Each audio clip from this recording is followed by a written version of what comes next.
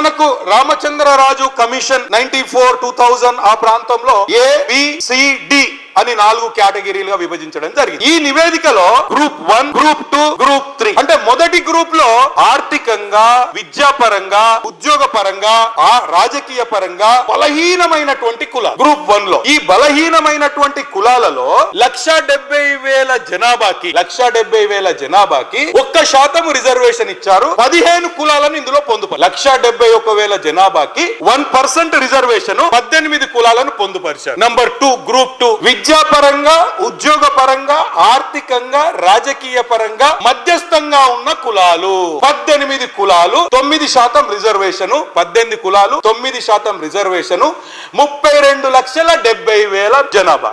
ఇందులో మాదిగా ఉపకులాలు మధ్యస్థంగా అభివృద్ధి చెందినటువంటి కులాలు. గ్రూప్ 3 లో మెరుగైన ప్రయోజనాలు పొందినటువంటి కులాలు అంటే విద్యాపరంగా, ఉద్యోగపరంగా, రాజకీయ పరంగా, ఆర్థికంగా, సామాజికంగా మెరుగైన ప్రయోజనాలు పొంది అభివృద్ధి చెందినటువంటి కులాలు అంటే మాల ఉపకులాలు 26 కులాలు 17,17,000 జనాభా 5% రిజర్వ్.